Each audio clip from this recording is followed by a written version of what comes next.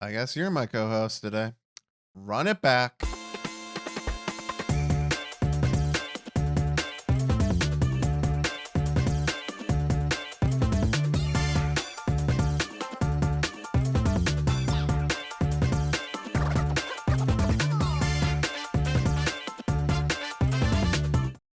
From the team that brought you Necrosmith comes a brand new IP.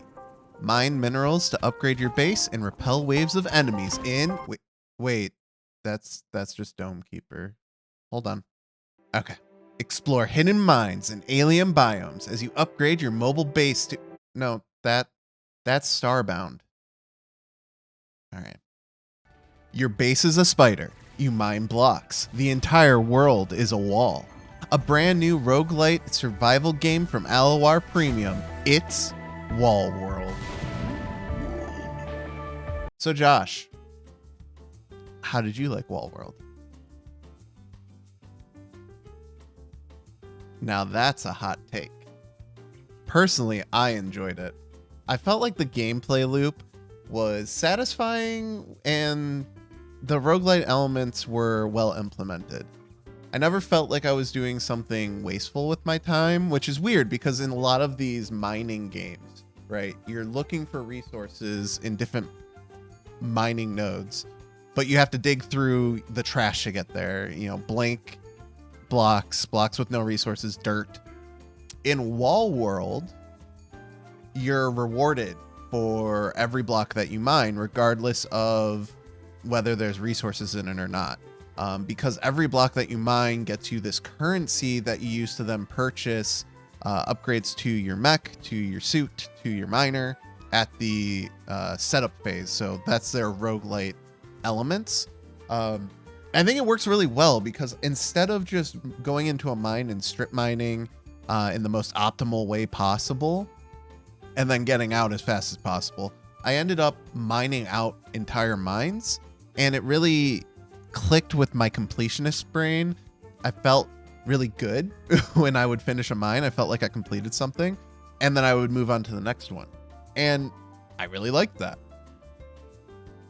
On top of that, I thought the combat was pretty refreshing. I've played Domekeeper, so I know a lot of people, myself included, saw this as Domekeeper, but sideways, which if the title of this video pulled you in, or if the thumbnail did, I'll answer the question now. No, this isn't just Domekeeper. In Domekeeper, you scurry into a mine, strip mine as efficiently as possible so that you can find all the resources that you need in order to upgrade your dome, and then run as fast as you can back out to then do a tower defense that it's similar to, oh gosh, the missile command games from like way back when. I'm dating myself clearly, but those old school missile command games, really fun, really well implemented.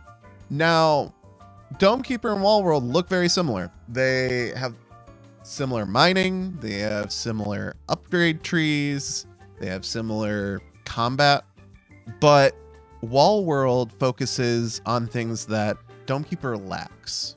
Wall World focuses on movement. Your mech has several movement abilities that lets it dash up and down the wall, and your mech is mobile during the combat phase. So sure, in early waves, you can just sit there and be a stationary turret, but in later waves and in boss waves, it becomes crucial to keep moving. Additionally, Wall World focuses on roguelite elements way more than Domekeeper did. I felt like there was no roguelite elements in Domekeeper. I don't even think it was advertised as a roguelite, but Wall World expects you to restart each run. It expects you to fail, and fail often. But after every run, it feels like you can get just a little bit further up or down the wall, find out a little bit more about how the game works, how the world works, because Alawar Premium, they focused a lot on the world building, which I'll get to in a minute. I want to talk about the fact that the game doesn't really explain anything to you. It kind of just says, okay, you mine and you shoot weird alien looking things, and then you repeat that until you die or you find a way off the wall. And I really like that. in roguelike games. I like that information about how the game actually works is part of the reward of doing and redoing runs. So like, I think it was the second or third run that I did that I learned that the clouded area spawns another wave. So if you move your mech into the clouded area while you're in a wave, you'll get a second one on top of it. And it sucks. Don't do that. Do not do that at all. So it's fun. There's like tons of little things in the game that you can learn about. So really nice. I think they do it really well. The world building that I mentioned earlier was really unexpected and really nice to have. Like, did not need to exist, but it does, and I'm appreciative of it. I don't really know how to say this. Because the world building exists, Wall World feels way more like a complete game than just an arcade experience. There's nothing wrong with an arcade experience or an arcade game where it's just you versus waves of enemies, but that's what Dome Keeper is. Like, it's just you versus waves of enemies and that's it. Whereas Wall World, it's establishing something. There's little excerpts that you can find from other miners that got stuck in the wall or, you know, mine themselves into these little crevices. There's there's parts of mines that just open up into these vast like caverns, and there's really cool artwork. Clearly stories happen there, but they're not explained. So you have to kind of fill in the gaps. And I think that's a really good way of environmental storytelling and a good way of building a world in general. Which, speaking of the art, I think the art style looks really nice. Art is subjective. So I like it. I like the little details they put in. Like, your mining suit turns into the chair when you get into the spider mech, which I thought was really cool. Really neat little detail that you would probably not really notice. And it's really, it's done really well. I think everything looks very crisp, very clean. It gives me big Risk of Rain 1 vibes, which is a good thing. But again, art is subjective, so I like it, but you might not. Who knows? All right, Josh, what didn't you like about Wall World? I completely agree. The procedural generation in this game is not great. For context, throughout the game, you can find little upgrades to your mech or your suit or your mining or whatever in some of the mines. And some of them, pretty nice. Nothing special. Nice little boost. Some of them trivialized the game to the point that I became bored. And some of them are so fucking terrible. My God, why would I ever want this? And the thing that I hated about the way that this was implemented is that I couldn't find a way to turn them off. And this might be, I'm getting flashbacks to the Cuphead review. Maybe I couldn't find how to turn them off. But if it doesn't exist, and I'm assuming it doesn't, it sucks, because I would like to be able to deactivate them. They go into your upgrade tree and they have a nice little check mark, but I clicked on it, didn't deactivate it. It just sits there and reminds me that, hey, now my bullets spread like out of a shotgun, and that's really bad, and I hate that.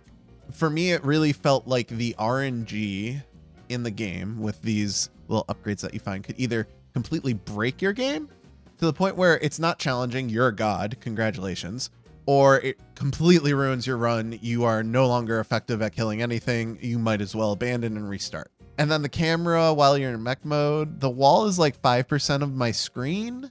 Makes it hard to see, you know, if there's a mine there. I mean, it's whatever. These are nitpicks. Like, there were at least 2 bugs in the game that crashed my game, but, you know, I received this as a review key, as press release for the game. There's a big disclaimer that says this is not the final release, so I can't really knock them on these things because I don't know if they'll be fixed or not in the final release. But they were there. 2 little bugs that made me Alt F4 or just straight up crash the game. It happens, whatever. So Josh, would you recommend Wall World? Okay, I'll go first. Wallworld was a fun little 10-hour romp. The game has a good amount of arcadiness while also focusing on exploration and world building enough to make it feel like a fully fleshed game. And I really like that. Now, in terms of my recommendation, I do have to bring up one more thing that I usually don't with my reviews. And that's the price. You see, in my press kit, they gave me the listing price that they're going to put on Steam. And this game is going to be $5, which blew my mind because Dome Keeper's $18. And this feels like more game than Dome Keeper. So if you got $5 to spare and you want a mining, tower defense, base building game, Wallworld is it. If you like Dome Keeper, you'll probably like Wallworld. I mean, again, I've played both and I like them both. They both offer a little bit something different, but they're both very good games. I mean, Dome Keeper won a bunch of awards. I hope Wallworld does too, because this is super polished and it's $5. Like, I can't stop iterating that it's $5 because that's insane to me. If you don't like this style of game, if nothing that I described appeals to you, I don't know what to tell you. Don't buy it. But it's a good base building, mining, tower defense game. So if that doesn't work for you, then save your money. Or if you want to be an honorary Groof, give it to us on our Patreon. I want to take about a minute to thank Alawar Premium for giving me a review copy of this game. Really appreciate it. It was a blast reviewing your game. A lot of fun, and thank you again.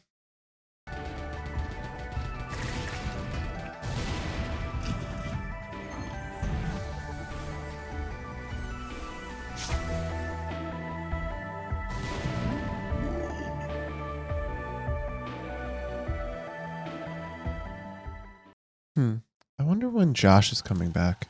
I kind of liked his replacement.